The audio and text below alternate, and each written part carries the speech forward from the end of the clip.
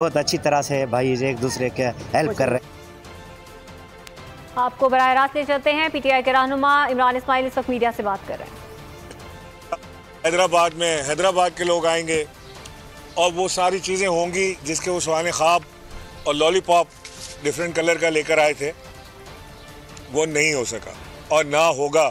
ये बात लिख के रख लें। मैं एमक्यूएम के दोस्तों से भी मुखातिब हूँ कि आप ये लिख के रख लें, जितने जल्दी फैसला करेंगे उतने जल्दी होगा मुमकिन। किसी फ़ोन का इंतज़ार ना करना, मैं एमक्यूएम से ये बात कह रहा हूँ। आप फ़ोन के इंतज़ार में रहेंगे तो बस रह जाएंगे। अपना फ़ैसला करें, चाहे आपका फ़ैसला पीडीएम के साथ रहने का हो, चाहे आपका फ़ैसला पीपल्स पार्टी की गोद में बैठने का हो, चाहे आपका फ़ैसला अपनी आवाम के साथ खड़े होने का हो, कराची के लोगों के साथ खड़े होने का हो।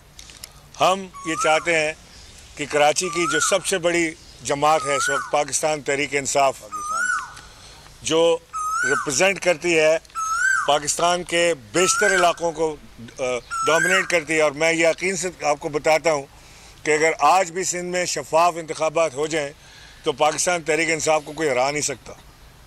इतना पाकिस्तान तहरीक इंसाफ का और इमरान खान का पाकिस्तान में जुनून मौजूद है, मैं गारंटी करता हूँ आपको। और इंशाल्लाह NE 245 में हम आपको दिखाएंगे कि चाहे जितनी जमातें साथ मिल जाएं, चाहे ये 13 की 13 जमातें साथ मिल जाएं, टिल का जोर लगा ले पीपल्स पार्टी, पूरी एडमिनिस्ट्रेशन लगा दे, जो मर्जी कर ले। टर्न आउट आपने 240 में देखा था, 245 में भी आप टर्न आउट देखेंगे कि क्या होता है। कोई कौन लोग हो तुसी? ये पाकिस्तान को इस तरह चलाना है हमने कि आप यहाँ पे दादागिरी करें, गुंडागर्दी करें, चोर आए यहाँ बैठ जाएं, जिनका मुंह से सूखता था हमें कहते कहते कि सेलेक्टर्स इनको लाए हैं। आज वो कहाँ बैठे हैं खुद, आज वो खुद कैसे हुकूमत में बैठे हैं। मैं समझता हूँ जिनकी तरफ वो इशारा करते थे कि सेलेक्टर्स हैं, वो आज उन्हीं के साथ बैठे, उन्हीं की सिफारिश पे, उन्हीं के सहारे बैठ के ये टूटी फूटी मफलूज हुकूमत चला रहे हैं। हर रोज़ पेट्रोल की कीमत, डीजल की कीमत में इजाफा होता है, आटा घी दाल चावल की कीमतें आसमान से छू रही हैं, स्टॉक एक्सचेंज क्रैश होता जा रहा है, डॉलर है कि बढ़ता चला जा रहा है। क्या ऐसी जादूगरी ये करेंगे अगले 2 महीने में कि ये सब कुछ ठीक हो जाएगा? सिर्फ एक हल है पाकिस्तान के मसाइल का इस वक्त, वो है ताज़ा इलेक्शंस। और वो भी इस इलेक्शन कमीशन के नीचे नहीं हो सकता, क्योंकि इस इलेक्शन कमीशन से हमें पूरी तवक्को है कि जो सख्त तरीन फ़ैसला हो सकता है फॉरेन फंडिंग केस के अंदर पाकिस्तान तहरीक इंसाफ के ख़िलाफ़ वो ये देगी। जो गंदा तरीन फ़ैसला हो सकता है किसी भी कॉन्स्टिट्यूंसी के अंदर पाकिस्तान तहरीक इंसाफ के ख़िलाफ़, वो ये इलेक्शन कमीशन देगी। ये इलेक्शन कमीशन और चीफ इलेक्शन कमिश्नर बायस हैं, ये इनका झुकाव दूसरी तरफ है। किसी चीज़ का नोटिस ये नहीं ले रहा है जो सिंध में आज हो रहा है, किसी चीज़ का नोटिस ये नहीं ले रहा है जो पंजाब के इंतखाबात में होने जा रहा है। ज़िमनी इंतखाबात में हमारे कैंडिडेट्स को फ़ोन आ रहे हैं, उन्हें धमकियाँ दी जा रही हैं, उन्हें बताया जा रहा है कि उनकी खुफिया टेपें उनके पास मौजूद हैं, क्योंकि टेप्स बनाने के तो आपको पता है शौकीन भी बहुत हैं PMLN वाले, और उनके पास मवाद भी है और डीप फेक वीडियोस के ऊपर भी काफ़ी गौर ज़ोर शोर से वो काम कर रहे हैं। सारा दिन बैठ के देखती हैं और वो सारे दिन बैठ के बनवाती हैं, फिर बैठ के देखती हैं, और फिर उसके बाद लोगों को तड़ियाँ और धमकियाँ जाती हैं कि जी हमारे पास तुम्हारी वीडियो मौजूद है, तुम्हारी वीडियो मौजूद है। ये हम पाकिस्तान का हाल कर रहे हैं, ये हम अपनी उस पाकिस्तान का हाल कर रहे हैं जो अल्लामा इकबाल का ख्वाब था, जो कायद आज़म मोहम्मद अली जिन्ना का विज़न था। ये वो पाकिस्तान है जो वो लोग देकर गए थे। मुझे शर्म आती है ये कहते हुए कि कायद के जो पाकिस्तान का ख्वाब था, जो अल्लामा इकबाल का ड्रीम था, वो इस हालात में तो पूरा नहीं हो सकता। हम सब अपने मुल्क के दिफा के लिए, अपने मुल्क को रीबिल्ड करने के लिए इंशाल्लाह पूरा जोर लगाएंगे। ये मुजम्मिल यहाँ बैठा हुआ है, अगर आपको इकनॉमिकल सवाल करना हो कि जो पाकिस्तान के ऊपर ये इल्ज़ामात लगाते हैं, तो 2 मिनट के अंदर मुजम्मिल आपको पूरा एक कच्चा चट्टा खींच के बता देगा कि कहाँ पाकिस्तान हमें मिला था, किधर हम पाकिस्तान को ले गए थे, और 2 महीने के अंदर पाकिस्तान को ये किधर लेकर आ गए हैं। इन्होंने तो तबाही का कोई दरवाज़ा नहीं छोड़ा, हर चीज़ को इन्होंने तबाह बर्बाद, हर इदारे को तबाह बर्बाद। तो मैं ये आपसे, आपके टीवी के ज़रिए आज पाकिस्तानियों से गुजारिश करना चाहता हूँ कि जो आने वाले इंतखाबात हैं, बिला खौफ व ख़तर आप घर से निकलें। मैं आपको ये यकीन दिलाता हूँ पाकिस्तान तहरीक इंसाफ की तरफ से कि आपका वोट इंशाल्लाह छीनने हम नहीं देंगे। चाहे वो 245 के ज़मीनी इंतखाबात हो, चाहे वो पंजाब के ज़मीनी इंतखाबात हो। जितना बड़ा आपका टर्न आउट होगा उतनी इनको मुश्किल होगी धांधली करने में। अगर आप ये सोच के घर बैठेंगे कि नहीं हमारे वोट देने ना देने से फ़र्क नहीं पड़ता, तो पड़ता है, उन चोरों को पड़ता है। क्योंकि अगर लो टर्न आउट के अंदर धांधली करना आसान हो जाती है। जो मेहनत इमरान खान आज कर रहे हैं पाकिस्तान की खातिर, ये आपके और मेरी औलादों के लिए है। ये खान साहब के अपनी ज़ात के लिए नहीं है। खान साहब को वज़ीर आज़म बनाने का जुनून नहीं है हमारे सर पे। हमारे सर पे जुनून है पाकिस्तान को बचाने का, और यही जुनून हमें आगे लेकर जा रहा है, और आपका हमें साथ चाहिए। बहुत शुक्रिया जी। आपको सवाल ये बताइएगा, क्या आइंदा आने वाले दिनों में मुत्तहिदा कौमी मूवमेंट दोबारा आपकी इत्तेहादी होगी? जिस तरह से आप बयान दे रही है उसको वापस आ जाना चाहिए? मैंने तो उन्हें मशवरा दिया है कि वो अपने ज़मीर के मुताबिक फ़ैसला कर लें। वो जब भी अपने ज़मीर के मुताबिक फ़ैसला करेंगे। देखें, जब ये जा रहे थे ना, मैं और अली भी साथ थे उसके अंदर जो इनसे नेगोशिएशन हो रही थी, और उस नेगोशिएशन में खालिद मकबूल सिद्दीकी साहब ने ये बरमला कहा और बारहा कहा। उन्होंने मीडिया के सामने भी बात रिपीट की कि जितने उनके मुआहदे के ऊपर पाकिस्तान तहरीक इंसाफ की हुकूमत ने अमल किया है, इतना कभी किसी हुकूमत ने नहीं किया उनके साथ। जितना ताउन इमरान खान ने अपनी हलीफ जमातों के साथ किया, ख़ास तौर से MQM के साथ, कभी किसी के साथ नहीं किया। अगर MQM की ज़रूरत ना होती पाकिस्तान तहरीक इंसाफ को, और अगर MQM पाकिस्तान तहरीक इंसाफ की हलीफ ना बनती, तो शायद MQM के हालात आज बहुत मुख्तलिफ होते। मैं ये समझता हूँ कि अगर MQM सही फ़ैसला करेगी, वक्त पर फैसला करेगी, अगर MQM आना चाहे तो हम उसे वेलकम करेंगे। हमें कोई आर नहीं है कहने में कि अगर MQM आज भी अपना फ़ैसला तब्दील करती है, आना चाहती है, तो सुबह का भूला शाम को घर लौट आए तो उसे भूला नहीं कहते। लेकिन जो जो गलतियां MQM ने की हैं इन पिछले 2 महीने में, जो जो MQM ने ख्वाब अपने वोटर को, सपोर्टर को दिखाए, जो झूठ साबित हो रहे हैं, उसके ऊपर उनको बहुत जल्द फैसला करना पड़ेगा।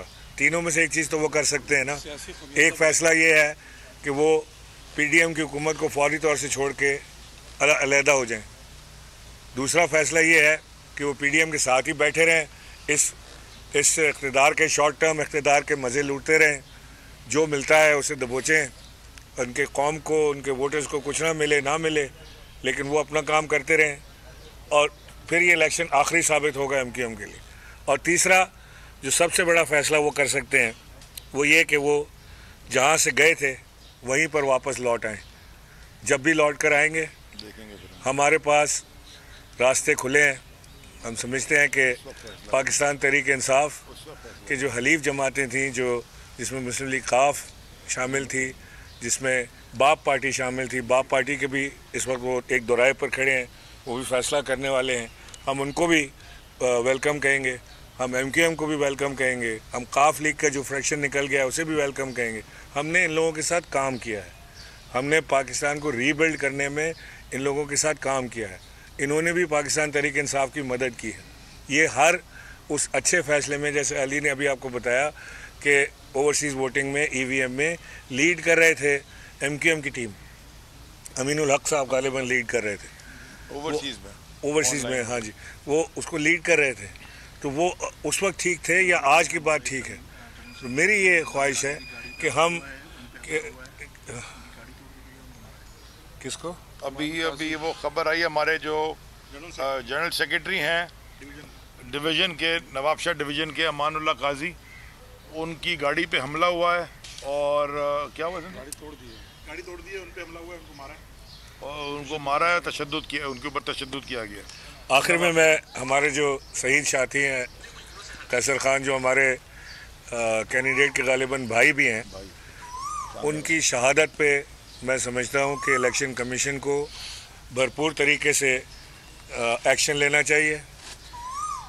ये कब इलेक्शन कमीशन जागेगी, कब हम एक आज़ाद इलेक्शन कमीशन के तहत पाकिस्तान में इंतखाबात होते देखेंगे, ये हमारा सिर्फ ख्वाब नहीं है। इंशाल्लाह इसको अमली जामा भी हम ही पहनाएंगे। बहुत शुक्रिया। जैसे भी साथ रफीक भी कराची आए थे, उन्होंने वाज़े तौर पर कहा कि खजाना खाली है, हुकूमत से किसी किस्म की कोई उम्मीद ना रखी जाए।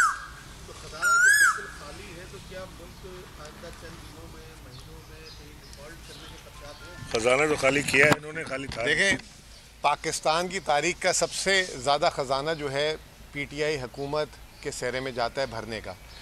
ये लगभग जो है जिस दिन मार्च में जो है वोट ऑफ नो कॉन्फिडेंस से पहले हमारे मुल्क के ज़र मुबादला के ज़खायर 22 अरब डॉलर थे और उसमें स्टेट बैंक के ज़खायर 17 अरब डॉलर थे।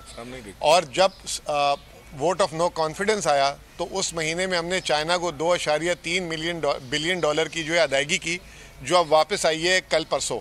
उस वक्त जो है चाइना के वज़ीर ख़ारजा जो हैं वो इस्लामाबाद OIC में आए थे और उन्होंने यकीन दहानी करा दी थी कि आपको पाकिस्तान में वो पैसे मिल जाएंगे, लेकिन वोट ऑफ नो कॉन्फिडेंस की वजह से वो नहीं आए। फिर 1 अरब डॉलर हमने जो मुशर्रफ साहब के दौर के रिकॉर्ड की थी उस वक्त वो पेमेंट की। मतलब आप ये सोचें कि पाकिस्तान का ख़जाना इतना मजबूत था कि हमने 3.5 अरब डॉलर वन शॉट में अदा कर दिए। फिर जिस दिन ये हुकूमत आई 8 अप्रैल को पाकिस्तान के ज़र मुबादला के ज़खायर थे 11.4 अरब डॉलर और कॉन्फिडेंस से पहले 17 अरब। नो, वो तो बता दिया मैंने। और जो पिछले हफ्ते जो है वो ख़जाने में कमी होकर 8.2 अरब डॉलर हो गए। 10 हफ्तों में इन्होंने 25% पाकिस्तान के ज़र मुबादला के ज़खायर उड़ा दिए और जो है उसके बाद अब ये कह रहे हैं कि चीन से 2.3 अरब डॉलर आ जाएंगे। चीन से जो 2.3 अरब डॉलर आने के बावजूद भी 10 अरब डॉलर नहीं रहेंगे। फ़र्ज़ करें कि IMF के भी 1 अरब डॉलर आ जाता है तो ये 11 अरब डॉलर जो हैं हम इससे ज़्यादा इनको दे के गए थे और अगले 10 हफ्ते में इनको बार बार तो पैसे नहीं आएंगे। तो इस वक्त पाकिस्तान माशी दिवालिये की तरफ जा रहा है। 3 चीज़ें पाकिस्तान की, ऑयल की LCs नहीं खुल रही। LNG पहली दफ़ा ऐसा हुआ है कि जुलाई के महीने में ये LNG किंग बनते हैं, इनको किसी ने टेंडर में कोई LNG नहीं दी। ख़ुद मुसद्दिक मलिक ने जो है इनके जो वो हैं एनर्जी मिनिस्टर, उन्होंने कह दिया है कि जुलाई और दिसंबर में, जुलाई से जो है बिजली की लोड शेडिंग बदतरीन और दिसंबर में जो है गैस की लोड शेडिंग।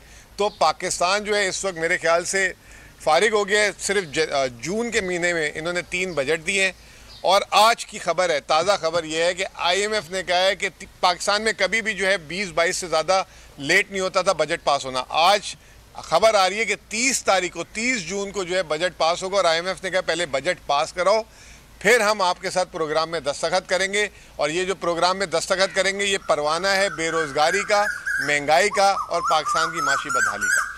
एक तो इलेक्शन कमीशन की जानिब से ये कहा गया है कि 2 घंटे जो है उसका बढ़ा दिया जाए पोलिंग का, और दूसरा ये है कि आज इलेक्शन हो रहे हैं, आप सिंध के सदर हैं तो आपको तो वहाँ होना चाहिए जिन इलाकों में इलेक्शन हो रहे हैं, आप यहाँ बैठे हुए हैं। आपका भी सवाल पूछना।